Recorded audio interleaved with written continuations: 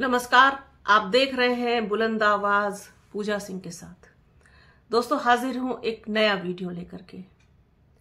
कल बुद्ध पूर्णिमा है, भगवान बुद्ध के अवतरण का दिवस।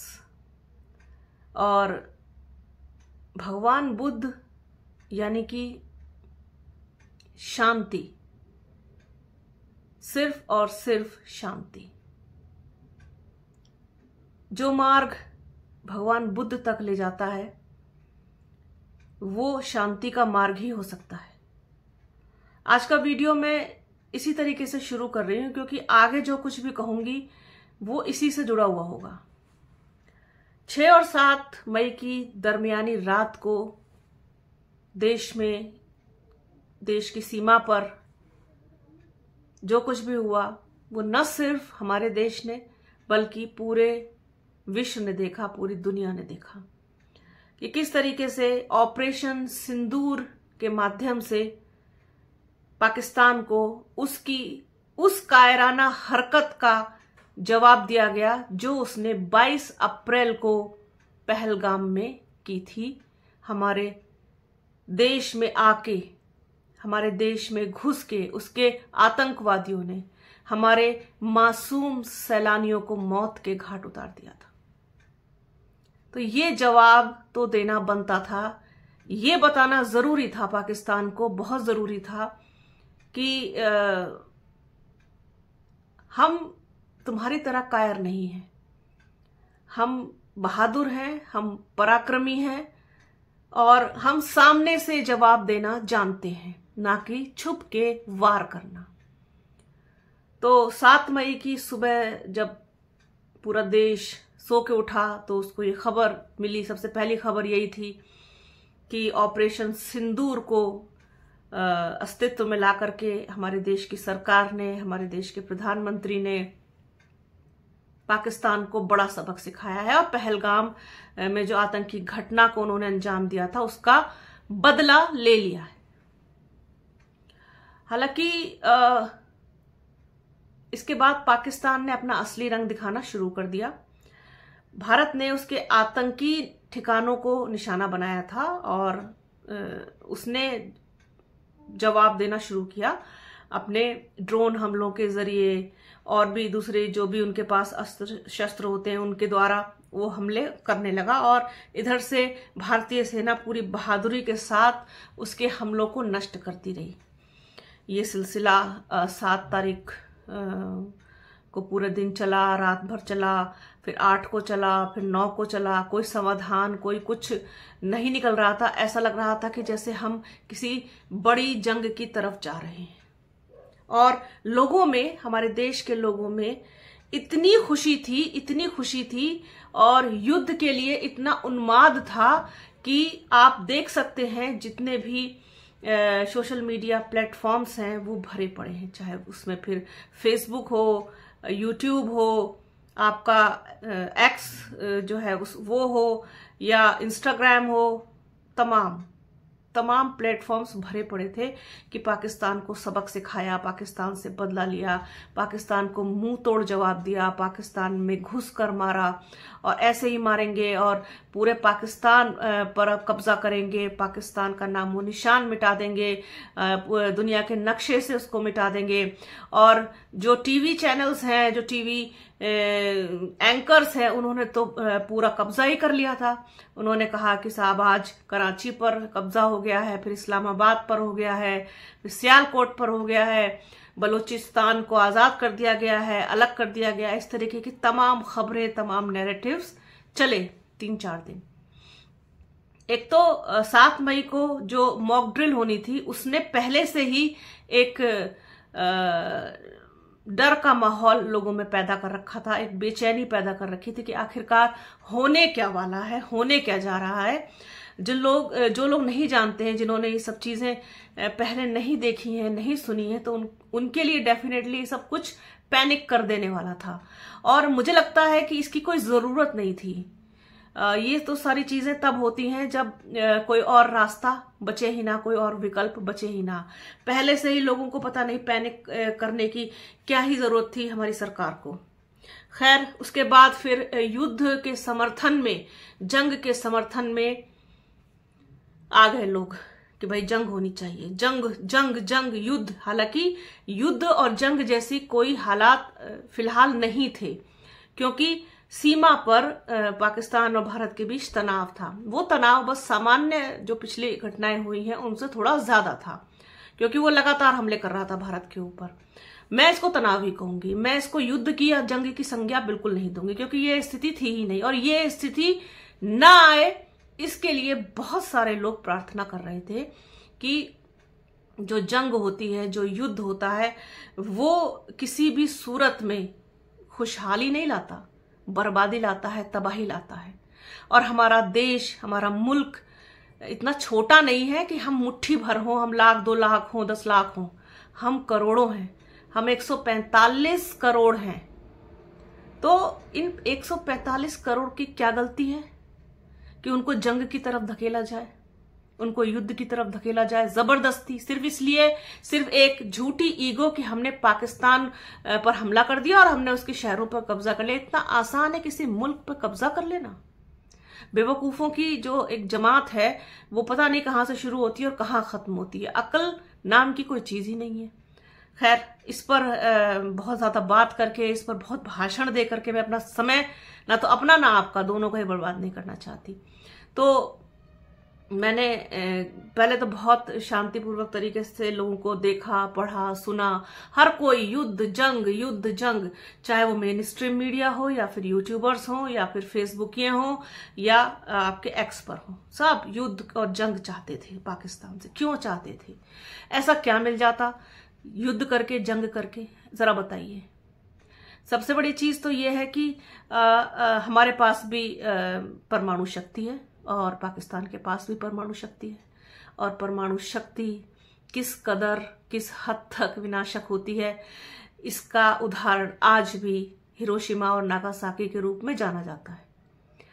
मैं बहुत ज्यादा ज्ञानी नहीं हूं और बहुत कोई इंटरनेशनल जो टॉपिक्स हैं या इंटरनेशनल जो मुद्दे हैं उनकी कोई बहुत बड़ी जानकार नहीं हूं, लेकिन जितना मैं जानती हूं, जितना मैं समझती हूं कि हमारा जो देश है, हम अभी भी विकासशील देश की श्रेणी में है। हमारे यहाँ बड़ी संख्या में बेरोजगारी है, हम जूझ रहे हैं अपनी ही आंतरिक समस्याओं से। और हमारे यहाँ जो प्राकृतिक संसाधन है वो कहीं पर है, कहीं नहीं है, कहीं बहुत कम है, कहीं बहुत ज्यादा है। इस तरीके की हमारी भौगोलिक जो संरचना है वो है। और हम भावुक तो बहुत हैं, लेकिन मुझे लगता है कि हम प्रैक्टिकल बहुत कम हैं। और भावुक होने से सारी चीजें नहीं होती, सारी चीजें नहीं चलती। और युद्ध तो वास्तव में किसी भी देश के लिए खुशहाली नहीं ला सकता, उसके लिए प्रॉस्पेरिटी नहीं ला सकता। आज का जो समय है, आज का जो टाइम है, उसमें युद्ध के लिए कोई जगह होनी नहीं चाहिए। आप देखिए ना किस तरीके से रशिया, यूक्रेन मतलब लड़े जा रहे हैं। उधर इजराइल है, उधर आपका हमास है, और ईरान है, और इराक है, फिलिस्तीन है, ब्ला ब्ला। मतलब क्या मिल रहा है सिवाय बर्बादी के? वहां बच्चे स्कूल नहीं जा पा रहे हैं, शिक्षा नहीं है, रोजगार नहीं है, बस सिर्फ इसलिए एक झूठे अहंकार में, एक झूठे अहम में, एक झूठे ईगो में कि बस लड़ रहे हैं। और जो बहुत शक्तिशाली देश है उनको मजा आ रहा है, क्योंकि उनके हथियार बिक रहे हैं, उनकी रसद बिक रही है, उनकी जो इकोनॉमी है वो डेवलप हो रही है, और दूसरे लोग तो सिर्फ बस खरीद करके बस लड़े जा रहे हैं। तो लड़ाई मैं नहीं मानती किसी भी समस्या का समाधान है।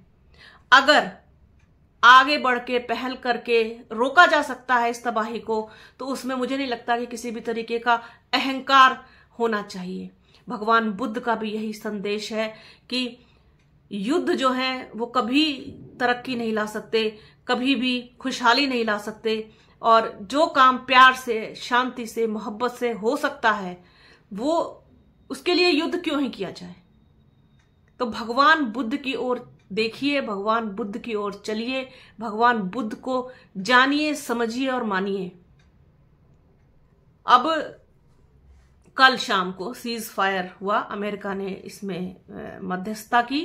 बीच बचाव किया, दोनों को समझाया और भारत ने, पाकिस्तान ने, दोनों ने ही सीज फायर को स्वीकार किया। भारत चूंकि आदतन बहुत मजबूत है इस मामले में, और उसकी आदत नहीं है, हमारी कभी आदत नहीं रही कि हम किसी चीज से पलटें, किसी जबान से पलटें, किसी वादे से पलटें। हम कभी नहीं पलटते, हम उस पर कायम है और हमेशा रहेंगे। अब पाकिस्तान ने 3 घंटे में ही सीज फायर तोड़ने की जो गुस्ताखी की, उसके बाद भरोसा और कमजोर हुआ। उस पर नजर बनाए रखने की बहुत जरूरत है। उस पर विश्वास नहीं किया जा सकता, ये तो सत्य है। अब इसको भारत सरकार की कमजोरी की तरह देखा जा रहा है कि वो झुक गए, वो टूट गए। तमाम प्रधानमंत्री नरेंद्र मोदी को ट्रोल किया जा रहा है, भारत सरकार को ट्रोल किया जा रहा है, विदेश मंत्री के साथ साथ विदेश सचिव को भी ट्रोल किया जा रहा है। अब सेना के कई लोग ऐसे हैं जिनको जो है अपने बहादुरी, अपने पराक्रम की वजह से एक जो आगे आकर के अपने आप को बताने का मौका मिला, उस पर कितना फर्क पड़ता है। लोगों को ये चीज समझ में नहीं आती।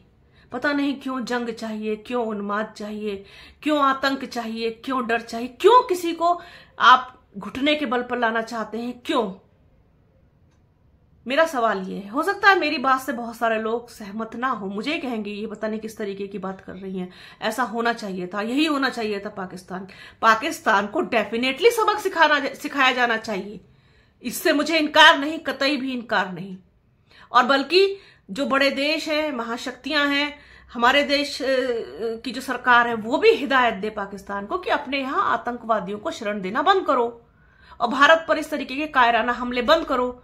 जब सीज फायर आपके यहां है, पहले से ही था, तो उसको तोड़ने की आपको क्या जरूरत है? क्योंकि कश्मीर, पीओके, ये सब कुछ बहुत विवादित चीजें हैं, इनका हल इस तरीके से नहीं निकलेगा। इसमें मैं जाना नहीं चाहती क्योंकि बहुत ब्रॉड टॉपिक हो जाएगा, वीडियो भी बहुत बड़ा हो जाएगा। मेरा सिर्फ कंसर्न आज का जो है वो ये मैसेज, ये संदेश बुद्ध पूर्णिमा के अवसर पर कि युद्ध जो है वो किसी भी समस्या का समाधान नहीं है। युद्ध होने के बाद के जो हालात होते हैं उसका शायद अंदाजा भी नहीं लगा सकते लोग। किस कदर हमारी अर्थव्यवस्था पीछे चली जाएगी, हमारा सारा इंफ्रास्ट्रक्चर ध्वस्त हो जाएगा, हम बहुत पीछे ढकेल जाएंगे। उसके बाद कितने लोग बचेंगे, नहीं बचेंगे, और जो बचेंगे वो किस अवस्था में होंगे, किस तरीके से होंगे, उसकी आप कल्पना भी नहीं कर सकते। तो फिलहाल मौजूदा परिस्थितियों में हमारा देश जिन कंडीशंस में है, हम जिन कंडीशंस में हैं, उसके हिसाब से बहुत सही फैसला भारत सरकार का कि सीज फायर को माना, और उसका बहुत ही कहना चाहिए कि एक पूरे मनोबल के साथ उसका पालन भी कर रही है। हाँ, ये भी कहा है प्रधानमंत्री नरेंद्र मोदी ने कि अगर फिर से वापस कोई दुस्साहस करता है पाकिस्तान, तो उसका जवाब देने से हम नहीं चूकेंगे, उसका जवाब इससे भी और ज्यादा मजबूती के साथ दिया जाएगा। ये एक बेहतर संदेश है, बेहतरीन संदेश है। किसी भी समझदार सरकार को ऐसा ही करना चाहिए, क्योंकि उसके पीछे पूरा देश खड़ा है, पूरी आवाम खड़ी है, 145 करोड़ लोग खड़े हैं जो सिर्फ और सिर्फ अपनी सरकार की तरफ मुंह उठा के देखते हैं कि आखिरकार क्या हो रहा है। ये कोई मनोरंजन की चीज नहीं है जंग, आपके खुश होने की वजह नहीं है। जंग हो रही है, हाँ बहुत अच्छी चीज है और हम इसको एंजॉय कर रहे हैं, एंजॉय करने की चीज नहीं है जंग। आप देखिए कि पिछले 5-6 दिनों में लोग इतना पैनिक हो गए, मॉक ड्रिल से लेकर के हवाई हमले के बाद से लगातार जिस तरीके से पाकिस्तान हमला कर रहा, और कल सीज फायर होने तक और उसके बाद तक और आज तक भी, कि उनको प्री डिप्रेशन जैसे सिम्टम्स आ रहे हैं। उनमें बीमार लोग भी हैं, बुजुर्ग लोग भी हैं, बच्चे भी हैं, डरे हुए हैं, स्कूल जाने से कतरा रहे हैं। स्कूल खुले हुए हैं बहुत सारे स्टेट्स में खुले हुए हैं, अभी 3-4 स्टेट्स को छोड़ करके जो बॉर्डर से लगे हुए हैं। तो ये सारी चीजें भी तो देखना आपकी जिम्मेदारी है, सरकार की जिम्मेदारी है। और लोगों को मजा आ रहा है कि जंग हो रही है या जंग क्यों नहीं हुई, इस पर अब गुस्सा आ रहा है। पहले मजा आ रहा था, अब गुस्सा आ रहा है।